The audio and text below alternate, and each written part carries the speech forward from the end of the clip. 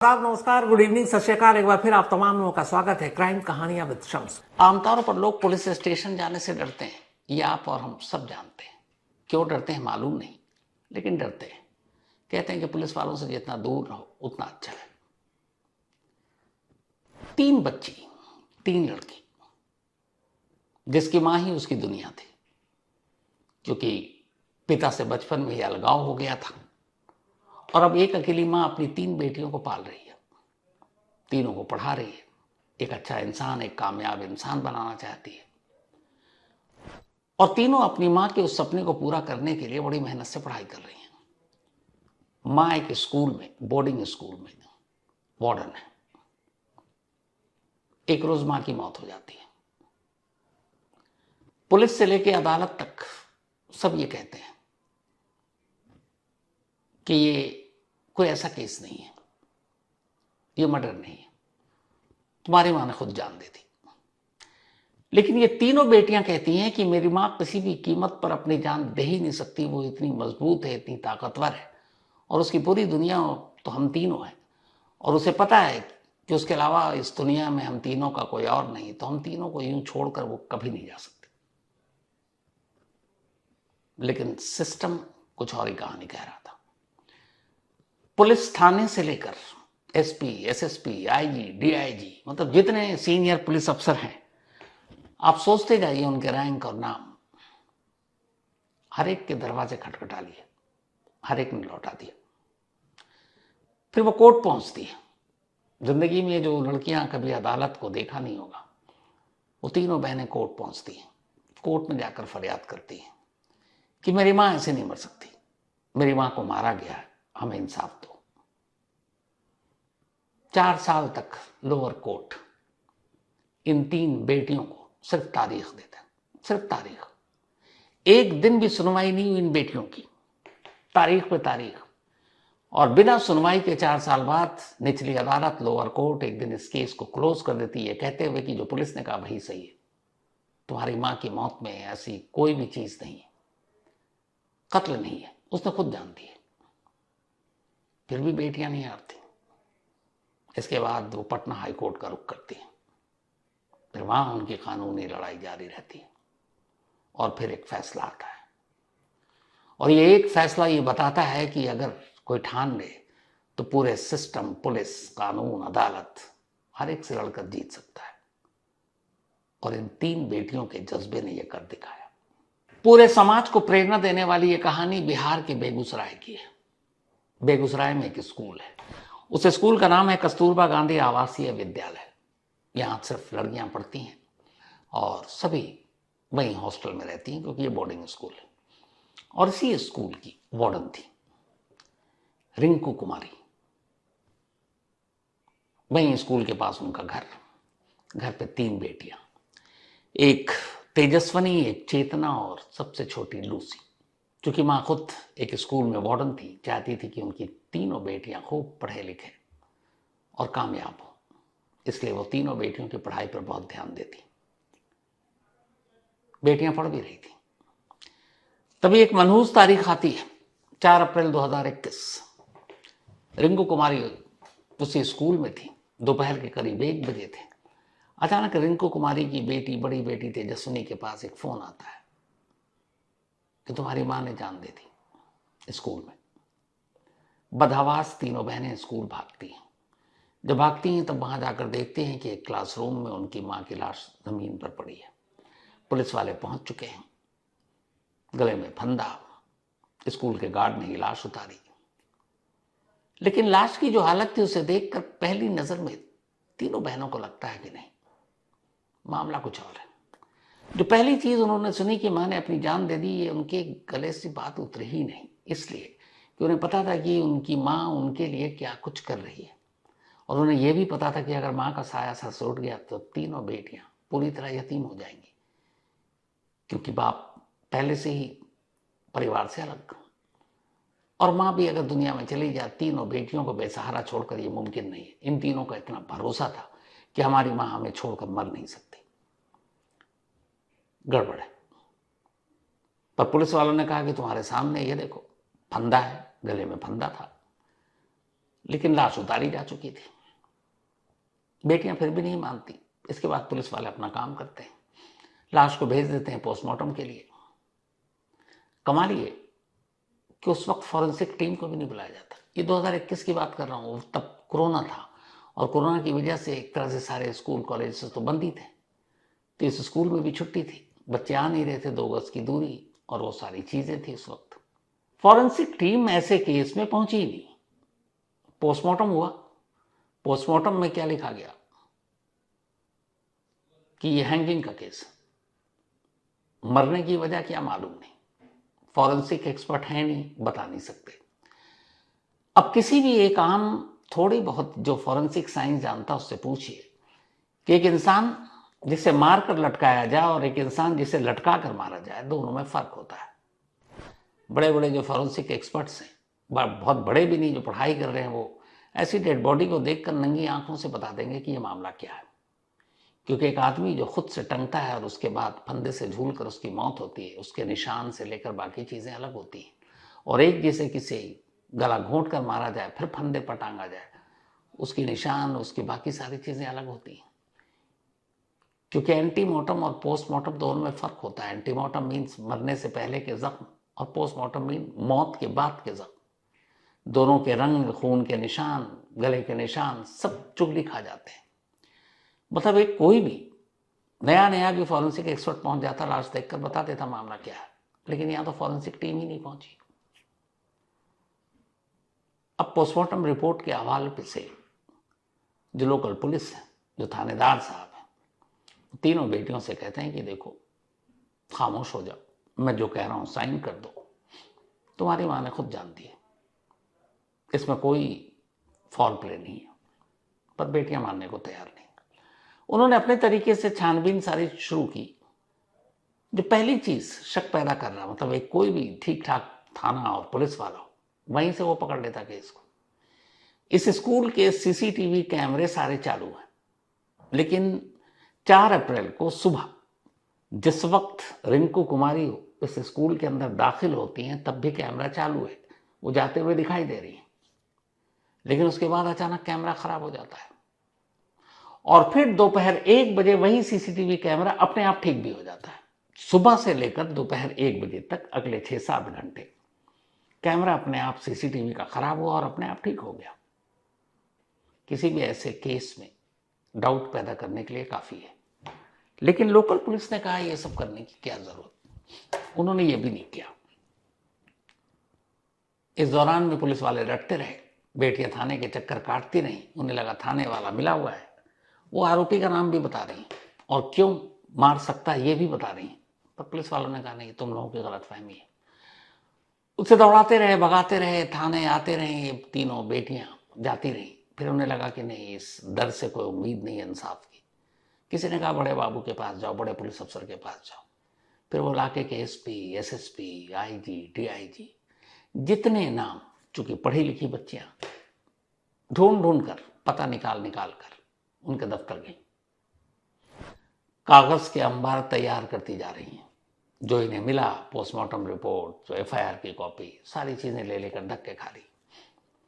हर दर से इन्हें लौटा दिया गया कि इस केस में कोई दम नहीं है, तुम्हारी गलतफहमी है, तुम्हारी मां ने खुद जान दी है। फिर किसी ने सुझाव दिया कि अदालत जाओ, अदालत के हुक्म पर हो सकता है मामले की जांच हो।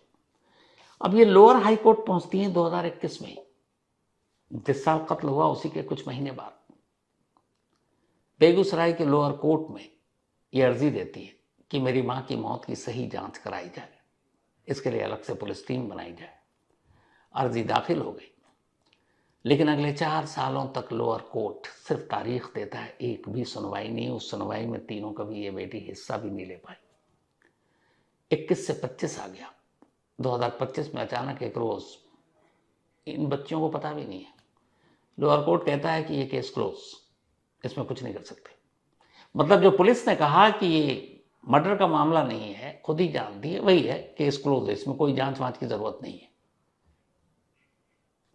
वक्त की बर्बादी है, छोड़ दिया। अब क्या कर। फिर भी तेजस्विनी, चेतना और लूसी हिम्मत नहीं आ रही। तीनों बहनों ने कहा कि सिस्टम कुछ भी कर ले, लड़ेंगे तो आखिर तक। इस दौरान में इनकी पढ़ाई भी चलती रही। तेजस्विनी और उसकी जो बीच वाली बहन चेतना, इन दोनों ने ग्रेजुएशन किया। छोटी बहन लूसी अभी ग्रेजुएशन में, सेकेंड ईयर में शायद। तो दो बहन ग्रेजुएट हो चुकी हैं। फिर इन्हें किसी से पता चला कि एक अच्छी वकील है जो मदद करती हैं ऐसे केसेस में, और उनका नाम है आकांक्षा मालवीय। ये पटना हाई कोर्ट में वहीं प्रैक्टिस करती हैं।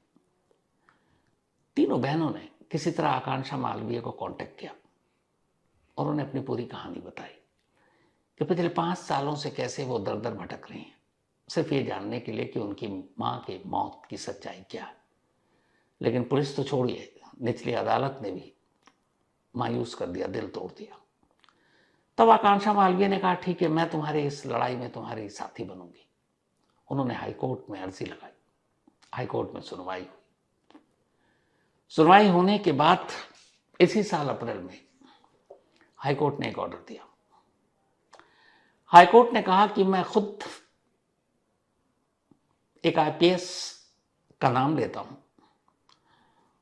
और मैं चाहता हूं कि वो आईपीएस एक एसआईटी की टीम बनाए, और वो टीम अपनी मर्जी से बनाए, जिस पुलिस अफसर को रखना रखें, और वो इसकी जांच करें और सच्चाई सामने लाएं। उन आईपीएस का नाम है आईजी विकास वैभव। ये मगध रेंज के आईजी विकास वैभव। हाईकोर्ट का हुक्म था। आईजी साहब ने एक एसआईटी की टीम बनाई। टीम में अपने हिसाब से अफसरों को रखा और कहा, जांच शुरू करो। अब ये लोग जांच शुरू करते हैं। कदम कदम पर एसआईटी की टीम हैरान। पोस्टमार्टम रिपोर्ट में मौत की वजह साफ नहीं। फॉरेंसिक टीम जो शुरुआत में गई नहीं, बाद में जब गई तो फिर उसकी रिपोर्ट उसने अंदेशा जताया, उस पर कोई सुनवाई नहीं। सीसीटीवी कैमरा कैसे खराब हुआ कुछ पता नहीं। अब ये जांच चलती रही। सिर्फ उसके बाद जब ये जांच शुरू हुई, सारी 15 दिनों के अंदर एसआईटी ने खुलासा कर दिया, और एसआईटी ने कहा कि तीनों बेटियां सच कह रही थी। इनकी मां ने जान नहीं दी है, इनकी जान ली गई है। और इसके बाद 2 लोगों को गिरफ्तार किया जाता है। उनमें से एक उसी स्कूल का गार्ड जिसने उस लाश को उस दिन नीचे उतारा, और दूसरा एक कौशल कुमार। ये 2 लोग रिंकू कुमारी के कातिल थे। अब सवाल ये था कि इन्होंने कत्ल कैसे किया, क्यों पुलिस ने इन्हें नहीं पकड़ा, क्यों पुलिस ने इसे एक खुद से जान देने का रंग दिया। सीसीटीवी कैमरे की सच्चाई क्या थी, स्कूल में ये लोग दाखिल कैसे हुए। तो जब इस कत्ल का खुलासा हो गया, उसके बाद एक एक चीज पुलिस ने, पोस्टमार्टम रिपोर्ट, फॉरेंसिक रिपोर्ट, जाकर घटना स्थल का दौरा किया, उसको देखा, बेटियों के बयान लिए। जब सारी चीजें ली तो फिर कुछ कहानी सामने आई। पता चला कि उस दिन सीसीटीवी कैमरा खराब नहीं था, खराब किया गया था, और उसे करने वाला खुद उस स्कूल का गार्ड जिसका नाम है अजीत कुमार, उसने किया था। क्यों किया था? क्योंकि असली कातिल को उस दिन उस स्कूल में आना था, और वो कातिल स्कूल के पिछली दीवार से फांद कर आने वाला था, ताकि कोई देखे नहीं। लेकिन उसे पता था कि सीसीटीवी कैमरा स्कूल प्रेमाइसेस में हर तरफ कैप्चर करेगा उसे। तो गार्ड ने पहले कैमरा बंद किया, फिर वो पीछे से आया, फिर ये दोनों उस क्लासरूम में गए जहां कुछ काम कर रही थी रिंकू कुमारी। दोनों ने गला घोंट कर मारा, फिर फंदा डाला, फिर फंदे को ऊपर पंखे से डाला, और इस तरीके से लाश को टांग दिया कि लगे कि जान दी है। इसके बाद जब कौशल कुमार वहां से निकल गया तो गार्ड ने दोबारा सीसीटीवी कैमरा चालू कर दिया। अब ये सब कुछ हो गया, लेकिन कौशल कुमार और गार्ड ने क्यों रिंकू को मारा, तो उसकी एक कहानी थी। रिंकू कुमारी के पास कुछ जमीन थी जो अपनी बेटियों की पढ़ाई लिखाई, बेहतर भविष्य के लिए रखी थी। कुछ जरूरत थी पैसे की, तो उन्होंने एक जमीन दी कौशल कुमार को। 15 लाख रुपए कौशल कुमार को देने थे। कौशल कुमार ने वो पैसे दिए नहीं। वो लगातार मांगती रही, वो टालता रहा। फिर वो पंचायत के पास पहुंच गई। रिंकू कुमारी ने जाकर पंचायत से कहा किस तरीके से 15 लाख रुपए, मेरी 3 बेटियां, उनकी पढ़ाई लिखाई, भविष्य की बात है। पंचायत ने कहा ठीक है। फिर तय हुआ, पंचायत ने यह फैसला सुनाया कि 4 अप्रैल 2021 के शाम 4 बजे कौशल कुमार पंचायत में आएगा और पंचायत के सामने रिंकू कुमारी को 15 लाख रुपए लौटाएगा। और ये वही तारीख थी जिस दिन रिंकू कुमारी का कत्ल हुआ। 4 बजे पंचायत में पहुंचने से पहले कौशल ने प्लान बना लिया। उसे पता था वो स्कूल जाती हैं, कोरोना की छुट्टी है, बच्चे होंगे नहीं। गार्ड को साथ मिलाया, उसे पैसे का लालच दिया, जाकर सीसीटीवी कैमरा बंद करवाया, गला घोटा, लाश को टांगा और पीछे से निकल गया। तीनों बेटियां ने जब ये मामला हुआ उसके बाद जिस पर शक जताया था उनमें कौशल कुमार का नाम था। पुलिस ने कभी पूछताछ ही नहीं की। अब इस एसआईटी रिपोर्ट के बाद एक खुलासा यह भी हुआ है कि उस वक्त के थाने के पुलिस वाले और उस थाने का इंचार्ज, उसका रोल भी संदिग्ध है, कहीं ना कहीं कातिल से मिला हुआ है। अगर सबूत मिल गए तो सस्पेंशन नहीं, इस मामले में तो गिरफ्तारी बनती है। मैंने आज कहानी सुनाने से जस्ट कुछ देर पहले इनमें से एक बेटी तेजस्विनी से बात की फोन पर। मैंने उससे पूछा कि तुम्हें पहला शक कब हुआ कि तुम्हारी मां जान नहीं दे सकती। उसने कहा कि जब मैं वहां पहुंची और मैंने लाश की हालत देखी तब, और उसके अलावा मैं ये जानती हूं कि मेरी मां इतनी मजबूत है कि वो कभी ऐसा कदम उठा ही नहीं सकती, हम तीनों बेटियों के रहते हुए। पर उसने कहा सिस्टम से लड़ना इतना आसान नहीं, लेकिन अगर ये वकील आकांक्षा मालवीय न मिलती या फिर पटना हाईकोर्ट के स्पेशली जस्टिस संदीप साहिब जिन्होंने फैसला सुनाया, ये न सुनाते तो फिर ये मुमकिन नहीं हो पाता। हालांकि तेजस्विनी का कहना था कि अगर यहां से भी इंसाफ नहीं मिलता जब तक वो जिंदा होती तब तक लड़ती। अब दोनों पढ़ाई कर चुकी। मैंने पूछा कि तुम क्या करना चाहोगी, अब तुम्हारे लिए एक बड़ी जीत है। उसने कहा कि मैं कुछ ऐसा काम करना चाहती हूं जो दूसरों को इंसाफ दिला सके। तब आप इन बेटियों के जज्बे को देखिए।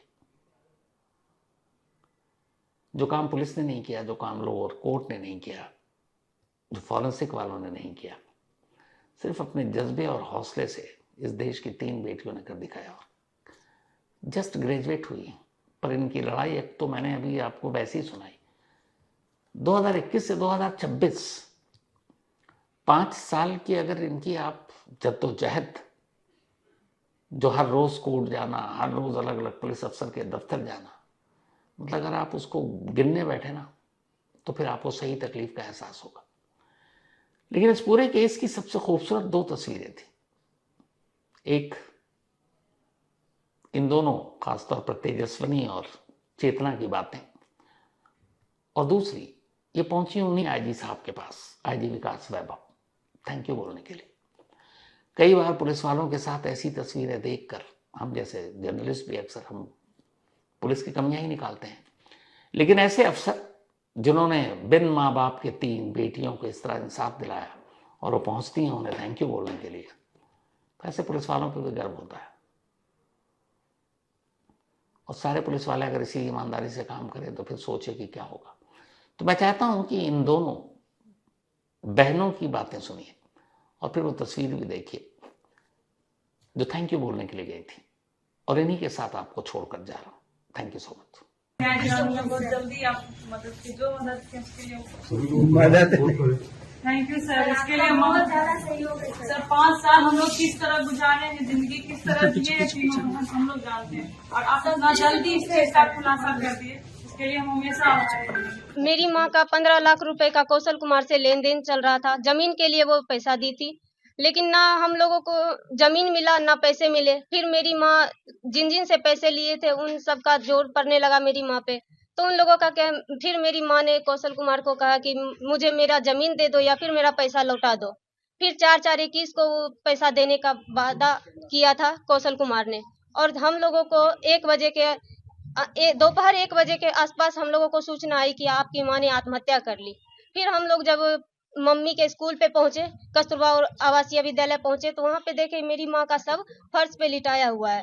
फर्श पे लिटाया हुआ देखे और पुलिस प्रशासन और अन्य लोग जो वहां पे फोटोग्राफी किए थे वो सब हम लोगों को दिखाए तो उसमें देखे कि मेरी माँ का शव गले में 2 फंदे का निशान था, एकदम गाढ़ा करके एक निशान था और एक जो टांग के गया था उसका निशान था। तो हम लोगों और फिर घुटने के बल बैठी हुई थी, तो हम लोगों को पूरा विश्वास हो गया कि वो आत्महत्या नहीं हत्या किया गया है। और इस चीज के लिए हम हर दरवाजे पे जाके खटखटाए, सबको आग्रह किए कि सर ये आत्महत्या नहीं हत्या है। हमें घटना के दिन से ही कोई संदेह नहीं था कि ये आत्महत्या है। ये हमें पूर्ण भरोसा था कि ये हत्या ही है। वो बहुत ही साजिश के तहत ये हत्या किया गया है। हमारी माँ कभी आत्महत्या कर ही नहीं सकती है। वो इतनी काबिल और इतनी वो टैलेंटेड थी और वो निर्मम हत्या किया गया। जिस तरह 5 साल हम तीनों बहन तड़पे हैं, आखिर हमारी गुहार को सर तक पहुंचे हैं और हम पता है, हमें भरोसा है कि हमें न्याय मिलेगा और हम बहुत खुश हैं। कौशल और बबलू को गिरफ्तारी देके हम बहुत खुश हैं और हम चाहते हैं उसके तकाबाद जाए। ये हम बहुत खुश हैं उसके इस हत्या से। पुलिस पहले क्या कहा था? पुलिस समरेंद्र कुमार इस चीज को बता दिया कि आत्महत्या है, क्योंकि वो भी मिले हुए थे। इसमें हमें पूरा भरोसा है कि वो भी मिले हुए थे, क्योंकि उस टाइम बहुत ऐसे एविडेंस थे जिससे पता लग सकता था, प्रूव हो सकता था तुरंत का तुरंत कि ये हत्या ही है। लेकिन उसने उसका सब चीज, सारे एविडेंस को समरेंद्र कुमार और उसके साथियों ने मिलके, जो भी इसमें था मिला हुआ, सब ने उस प्रूफ को, सारे एविडेंस को उसने डिलीट कर दिया, उसने खत्म कर दिया। ये उसी टाइम सिद्ध हो जाता कि ये हत्या ही है, लेकिन नहीं, उसने दबाते गया है। और हम लोग का बेगूसराय में हर जगह अपना गुहार लगाए, लेकिन हम पीड़ित परिवार का उस समय नहीं सुने। और इतना जल्दी SIT टीम वाले सर ने, हम उसका हमेशा आभारी रहेंगे, इतना जल्दी खुलासा कर दिए कि सच क्या है, क्योंकि हमें पूर्ण भरोसा था ये आत्महत्या है ही नहीं, ये हत्या है। हम शुरू के दिन से ही बोले जा रहे हैं।